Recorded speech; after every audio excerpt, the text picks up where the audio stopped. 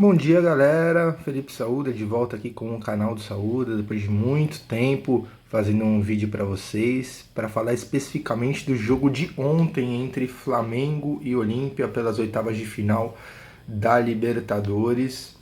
Um jogo em que todo mundo esperava uma grande goleada por parte do Flamengo, claro, devido à qualidade técnica dos jogadores do Flamengo, né? Todo mundo sabe que os jogadores do Flamengo tecnicamente são disparados os melhores da América do Sul, e isso se acentua em relação à equipe do Olímpia, né? Essa diferença se acentua em relação à equipe do Olímpia, que mesmo no âmbito nacional, no âmbito paraguaio, está fazendo uma campanha péssima no campeonato local, inclusive trocou de técnico agora com a chegada do Tique Arce, que fez um bom trabalho recente no Cerro Porteño, né? O Arce, aquele mesmo ex-lateral direito do Grêmio, do Palmeiras, agora é o técnico do Olímpia.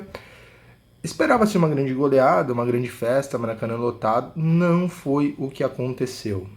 Em parte pelos méritos defensivos do Olímpia, mas também porque o Flamengo cometeu muitos erros estratégicos.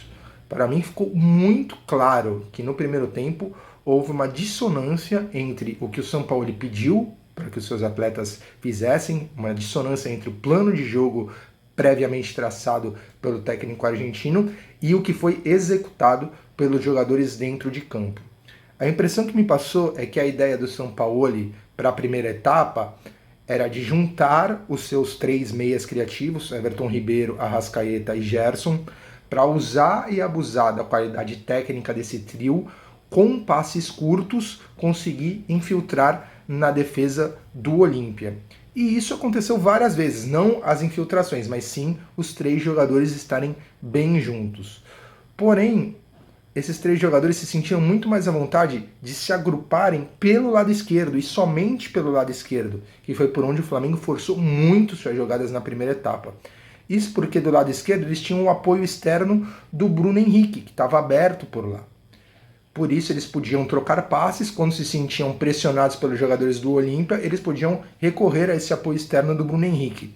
Pelo lado direito eles não tinham nenhum jogador aberto, então não tinha como eles irem para lá, os três, né, se deslocarem para lá para fazer essas trocas de passes mais curtos. Eles não teriam esse apoio pelo lado e facilmente perderiam a bola. Então era possível, inclusive, ouvir os gritos do Sampaoli, né? O Pedro Ivo Torre, que era o repórter de campo da ESPN, responsável pela transmissão da televisão, até relatou que o Sampaoli insistentemente pedia para que os jogadores jogassem mais pelo lado direito. Mas como não havia esse apoio externo, eles instintivamente forçavam mais o jogo pelo lado esquerdo. Na metade do primeiro tempo em diante, o Sampaoli pediu para que o Wesley, lateral direito, virasse de vez um ponta direita. E durante alguns minutos o Flamengo conseguiu variar mais o jogo de um lado para o outro e gerou algumas oportunidades. As duas mais claras do primeiro tempo vieram pelo lado direito. O Gerson encostou no Wesley, que estava bem aberto, fez uma inversão por dentro para o Ayrton Lucas, né, que jogou o tempo inteiro por dentro e não como lateral esquerdo, e ele deu um chute perigoso.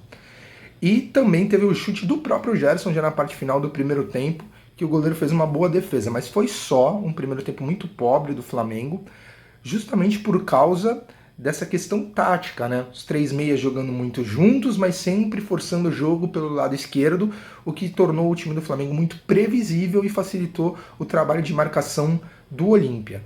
O que funcionou no primeiro tempo? A recomposição do Flamengo. O time se recompunha muito rápido, o Olímpia insistia nessa bola direta, buscando o extremo, mas como o Flamengo se recompunha muito rápido, não dava tempo do apoio por dentro chegar. Então facilmente o Flamengo recuperava a bola e por isso teve muito volume de jogo, mas um volume de jogo com pouquíssima criatividade, justamente pelo que já foi falado anteriormente. O time forçou demais o jogo pelo lado esquerdo.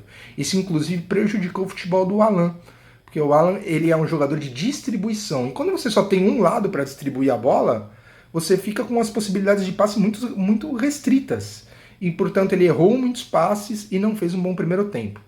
O que se esperava perante isso por parte do Sampaoli? Alterações para o segundo tempo. Não foi o que aconteceu em termos de nomes, em termos de jogadores, mas foi o que aconteceu em termos táticos. O Sampaoli enxergou aquilo que precisava ser mudado e o fez no intervalo com maestria. Ele fez o seguinte, deixou os 2 zagueiros mais fixos, como tem que ser, passou a jogar com 3 jogadores à frente deles, o Alan como meia central, o Everton Ribeiro como um meia mais pela direita, né, um interior, como se chama no futebol europeu, o Ayrton Lucas também por dentro, ao lado do Alan, só que pelo lado esquerdo, Wesley aberto pela direita, Gerson aberto pela esquerda, assim ele passou a ter 2 extremos, né, 2 pontas com a perna natural, explicando melhor, Wesley, um destro, jogando pela direita, Gerson, um canhoto, jogando pela esquerda. Com isso, ele ia ter amplitude e a possibilidade de jogar mais bolas para dentro da área, criando mais volume, gerando mais jogo, gerando mais pressão em cima da defesa do Olímpia. Para isso funcionar, ele precisaria do quê? De mais gente lá dentro da área. O Gabigol passou o primeiro tempo buscando muito a circulação e a área ficou vazia. Então ele fez o seguinte, passou Bruno Henrique para dentro da área para aproveitar essas bolas que viriam alçadas pelo Gerson e pelo Wesley. Orientou o Gabigol a quando a bola chegasse no fundo estar dentro da área, mas não sempre dentro da área, como a gente vê no lance do primeiro gol, né? O Everton Ribeiro sai da posição de interior, sai do lado do Alan, vai para o lado direito. E quem vem ocupar essa posição? O Gabigol. Recebe essa bola nessa posição de interior, sem marcação, consegue trazer para dentro e colocar a bola na cabeça do Bruno Henrique. Foram 20 minutos de muito volume aliado à criatividade, porque o Flamengo passou a ter jogadores abertos dos 2 lados, apoio para o meia central e um Gabigol muito circulante. Para mim foi o melhor em campo, principalmente pelo que fez no segundo tempo. Muito inteligente, ocupando sempre os espaços que a defesa do Olímpia deixava, quando na movimentação dos jogadores de meio campo, né? O Alan recebia essa bola por dentro na saída de bola, o Everton Ribeiro abria um pouco mais pelo lado direito e o Gabigol recuava um pouquinho ali para ser um interior pelo lado direito, e isso gerava um desconforto muito grande, essa movimentação gerava um desconforto muito grande na marcação do Olímpia. Foi assim que o Flamengo fez o primeiro gol, foi assim que criou outras oportunidades. Porém, o tempo foi passando, os jogadores foram se desgastando, o Sampaoli teve que mexer.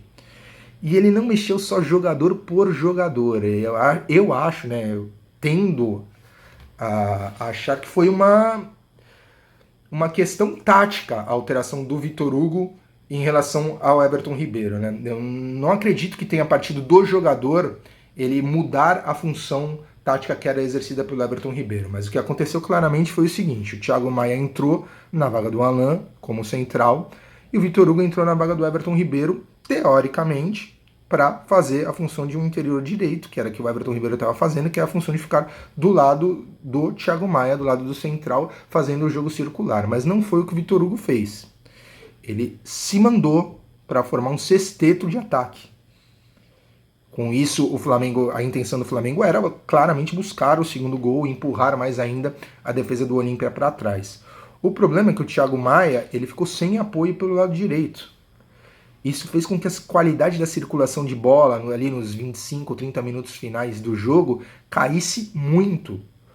Porque com mais um jogador à frente, né, ficou impossível do Thiago Maia sozinho achar esses jogadores entre linhas, porque o Olímpia se fechou muito bem, cercou o Thiago Maia, ele não tinha apoio pelo lado direito, só tinha apoio pelo lado esquerdo, então a circulação de bola do Flamengo ficou muito ruim na segunda parte da etapa final. Né? Para mim, houve um equívoco do Sampaoli nessa alteração, nessa instrução que ele deu ao Vitor Hugo, não de ficar do lado do Thiago Maia, mas sim de se juntar ao ataque e formar um sexteto, tentando criar uma superioridade numérica, quando na verdade ele fez com que caísse a qualidade da circulação de bola e, portanto, o Flamengo perdeu o volume de jogo, perdeu criatividade e perdeu a chance de ampliar o marcador, porque se mantivesse o sistema que deu certo nos 20 minutos iniciais da segunda etapa, eu tenho certeza que o Flamengo teria conseguido pelo menos o segundo gol. Ficou clara a superioridade técnica do time do Flamengo.